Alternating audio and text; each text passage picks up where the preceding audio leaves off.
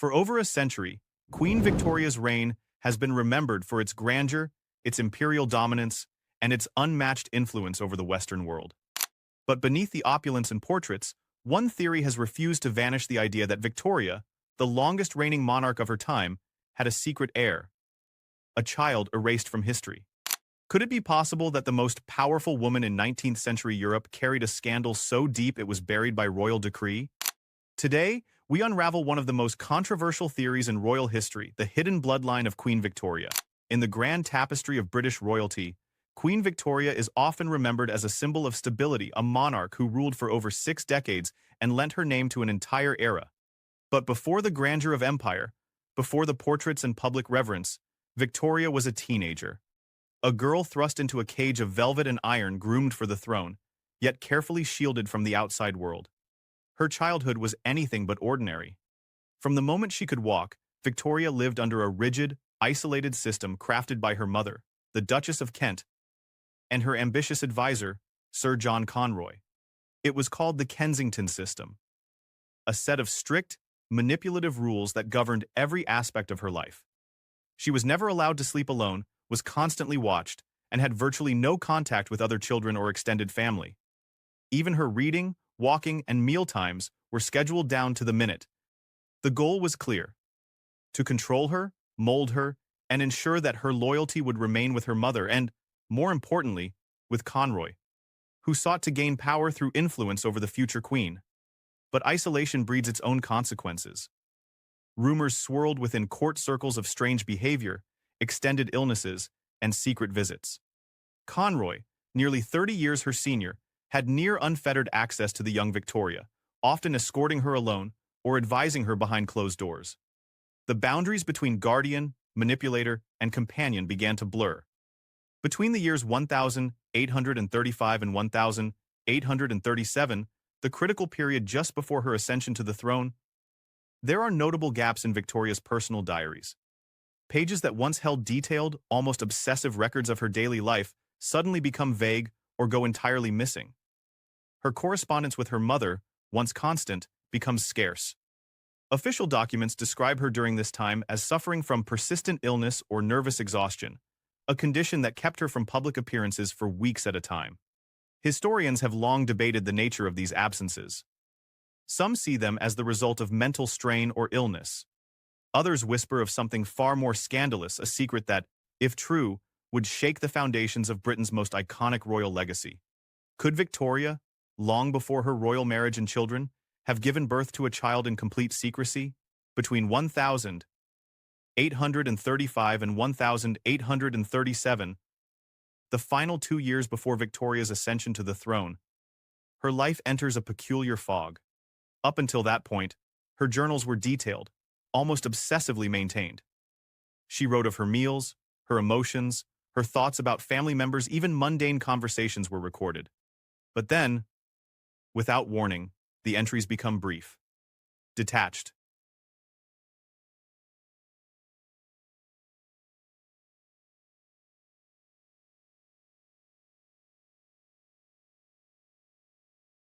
Entire days vanish.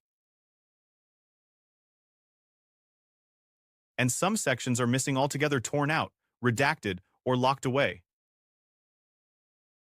This gap in documentation is one of the earliest red flags in the theory of a hidden heir. For a future monarch whose life was closely monitored, why would there be such irregularities in her personal records during such a critical time? According to palace documents, Victoria was frequently ill during this period, a vague term used often in royal households to cover a variety of private matters.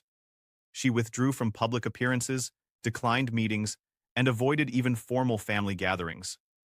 Doctors were summoned multiple times, but no official diagnosis was ever publicly disclosed. Some fringe historians suggest this wasn't illness at all, but rather a concealed pregnancy. Theories propose that Victoria may have become pregnant in late 1835 or early 1836, possibly by someone within the royal household. Whether it was manipulation, coercion, or a secret affair, the identity of the alleged father remains unknown. What matters more is the consequence. A child who, if made public, would have cast doubt over her character, her legitimacy, and the royal succession. Supporters of this theory argue that the child, if born, was quietly delivered at a private estate under royal supervision.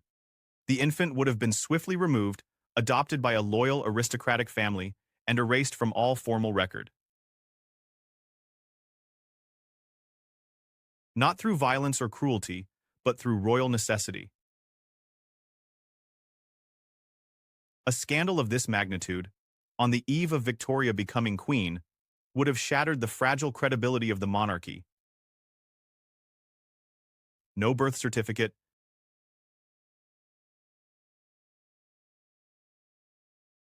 no baptism,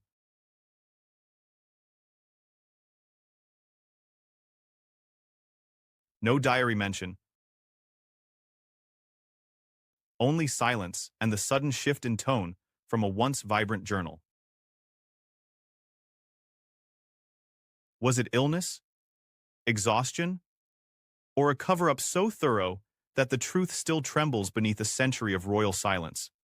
As Victoria took the throne in June 1837, her rise was met with celebration and admiration. But what or who had to be hidden for that coronation to proceed without scandal? As Queen Victoria's reign stretched into the decades, whispers about her mysterious early years never entirely faded. But if a secret child had been born and hidden, what became of them? Supporters of the theory began turning their attention to certain individuals who appeared often briefly within royal circles, yet left behind trails that didn't quite add up. These were not obvious claimants to the throne. They didn't storm palaces or demand recognition, but their backgrounds were murky. Their access to wealth and power, suspicious. One such figure was an English nobleman raised abroad, who had lived much of his life in Germany under a different name. Despite never holding an official royal title, he was said to have received private audiences with Victoria on multiple occasions, even dining at her estate without public explanation. His likeness to members of the royal family, particularly to Prince Edward in his younger years, was unsettling to those who noticed. Another was a minor German aristocrat who surfaced in the 1862 with vague ties to the Hanoverian branch of the family. He arrived at royal functions uninvited and yet was never removed. Those who spoke to him described his speech as oddly British, despite claiming a Prussian upbringing. He eventually disappeared from public life, his death unrecorded, his estate unclaimed. Even further abroad, records surfaced of private royal funds, small, quiet stipends being distributed to unknown recipients in Europe. These payments were categorized under security or retirement assistance, but were never accounted for in the official budgets released to Parliament. Could these individuals have been descendants of a hidden bloodline? Children or grandchildren of a secret heir, maintained quietly but never acknowledged?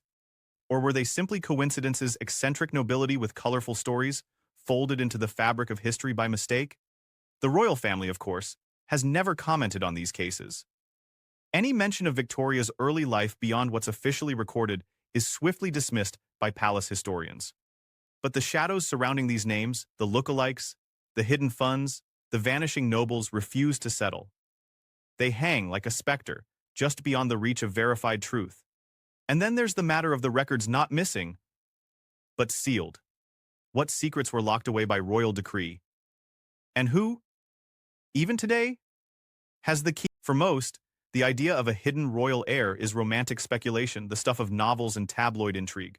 But for some historians and researchers, the absence of evidence doesn't indicate the absence of truth. Instead, they argue, it may point to something far more deliberate, a coordinated and carefully executed cover-up. Queen Victoria was not only the figurehead of an empire, she was the face of British morality. Her reign came to define an era obsessed with modesty, discipline, and virtue. The very suggestion of a secret child before her marriage to Prince Albert would have devastated the monarchy's image and possibly caused political upheaval at home and abroad. And so, the theory goes, the royal household acted not reactively, but preemptively. Entire chapters of Victoria's early diaries were either removed or edited.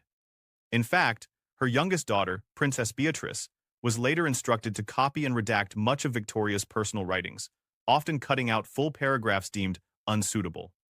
The original journals? Locked away or possibly destroyed. Personal letters between Victoria and her mother once frequent and deeply emotional, have mysteriously disappeared from royal archives.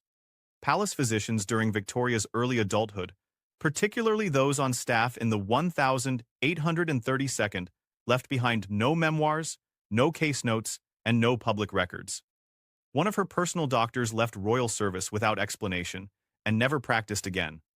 Even Prince Albert, known for his discipline and control, reportedly avoided any mention of Victoria's early years in his letters.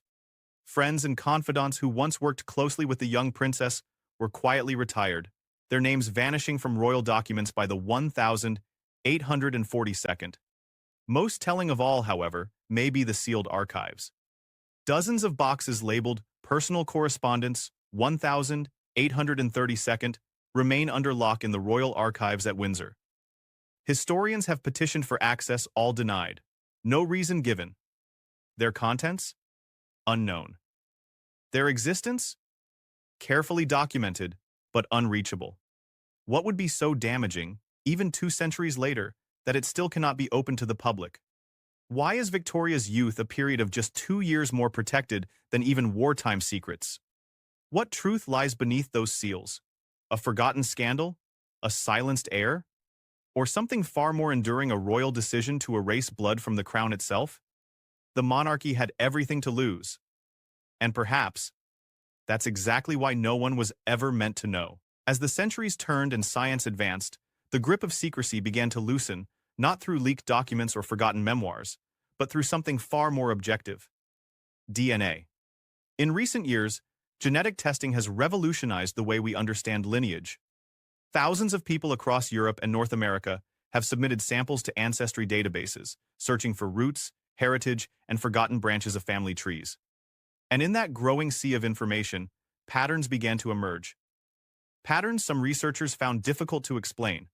A handful of individuals, with no known royal descent, have shown genetic markers linked to the House of Hanover, the German royal line tied directly to Queen Victoria.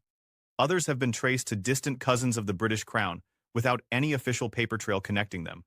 In most cases, these discoveries are brushed off as anomalies, statistical noise in a complex web of genetics. But what if they aren't? Some researchers have compiled these outliers and discovered geographic clusters, names, and bloodlines centering around regions tied to royal estates, private family homes, or known locations of trusted Victorian-era allies.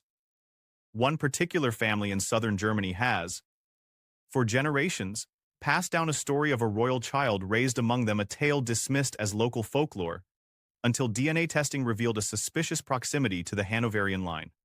Of course, without direct access to Queen Victoria's own DNA, which is securely held and protected, no definitive match can be made. The royal family has shown no interest in participating in any such testing, nor have they acknowledged these findings in any public statement. And yet, the rumors persist. In digital forums, academic papers, and quiet corners of genealogical communities, the theory of Victoria's hidden child refuses to die. It evolves, fueled by every unexplained genetic marker, every sealed document, every photograph of a forgotten aristocrat with familiar features. 2 centuries later, we find ourselves still asking the same question. If Queen Victoria did have a secret child, where are their descendants now? Do they walk among us unaware of the blood in their veins?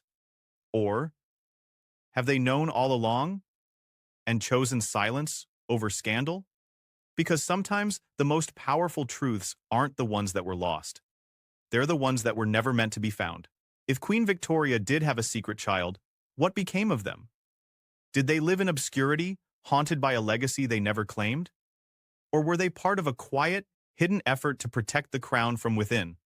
History, as we know, is often written by those with the most to lose. And in the grand halls of Buckingham Palace, some secrets may be so powerful they remain untold for generations. Until now.